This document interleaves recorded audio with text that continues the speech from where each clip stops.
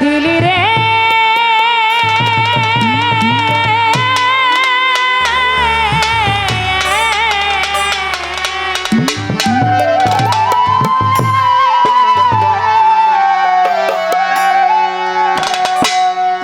বুকের ভিতর জ্বালা পুরাই খাও মা নাইলি রে বুকের ভিতর জ্বালা পুরাই খাও মা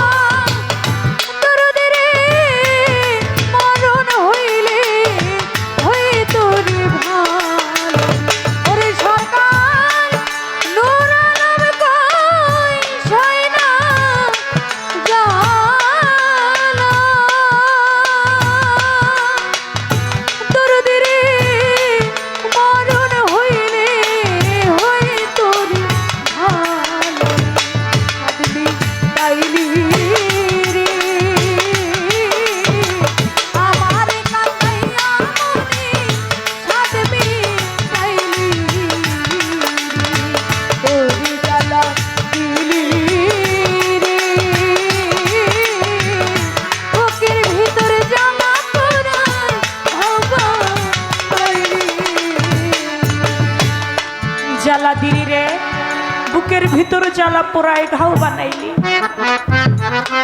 আমার শিল্পী বেগম যিনি এই ওরসটা করে আমাকে অনেক ভালোবাসে। আমি এইবার দিয়ে মনে হয় এই বাড়িটাতে 3 থেকে 4 বার আসলাম। অনেক অনেক ভালোবাসে। গানের মধ্যে বললেন জ্বালা দিলি রে বুকের ভিতর জ্বালা পোড়ায় ঘাও বানাইলি। আমার সানাল নামের অনুষ্ঠান করে, আমার সানাল চানকে ভালোবাসে, ভালোবেসে লক্ষ লক্ষ টাকা 2 দিনে খরচ করে। কেন? কোনো কিছু পাবার জন্য না, শুধু আমার শালালের নামের জন্য, মুর্শিদ নামের জন্য, মুর্শিদ প্রেমের জন্য। রাবিয়া বশরীর মতো, রাবিয়া বশরী গভীর রাত্রে বেলায় চিৎকার মেরে উঠতো, হে গ্রামবাসী তোমরা কে কোথায় আছো একটু দেখে যাও না, আমার ঘরে কে যেন কারা যেন আগুন লাগাই দিছে, আমার ঘরটা পুইরা ছাই হইয়া যাইতাছে। রাবিয়া বশরীর কথা শুনে গ্রামবাসী বালতি ভরে ভরে পানি নিয়ে আসছে। রাবিয়া বশরীকে বলে, রাবিয়া কোথায়? তোমার ঘরে তো আমি আগুন দেখি না, আমরা তো কোনো আগুনই খুঁজে পাই না। কয় আমার আগুন যদি তোমরা দেখতে চাও তাহলে আমার হাতের মধ্যে একটা ছুরি দাও, আমি তোমাদের আগুন দেখাই। আমার এই আগুন তোমরা এইভাবে দেখতে পারবা না। রাবিয়া বশরীর কথা শুনে এক লোক দৌড়ায় একটা ছুরি নিয়ে আসছে। আগুন কেমনে দেখাবে? প্রতিদিন রাত্রেবেলা মানুষের ঘুম ভাঙে, চিৎকার মারে, আজকে যদি আগুন দেখাইতে না পারে সত্যি সত্যি ওর ঘরের মধ্যে আমরা আগুন জ্বালাই পুরাই দেব। রাবিয়া বশরীর হাতে যখন একটা ছুরি দিল, রাবিয়া বশরী নিজের হাতটা নিজে কেটে ফেলল। মানুষের হাত কাটলে রক্ত বের হয়, রাবিয়া বশরীর সুদা পুরা ছাই তার বের হইতে লাগলো তার হাত থেকে। সে পুড়ে গিয়েছিল তার মুর্শিদ প্রেমে, সে পুড়ে গিয়েছিল তার হাসান বশরী প্রেমে। যে আগুন কখনো লোকেকে দেখানো যায় না, যে পুড়ে সেই শুধু জানে। আমার শিল্পী বেগম জানে যে আমার সানাল প্রেমে পুড়লে কেমন লাগে। যে মুর্শিদ প্রেমে পুড়ে না সে কোনোদিন বুঝে না এই প্রেমের জ্বালা কি, তাই বলেছে ওরে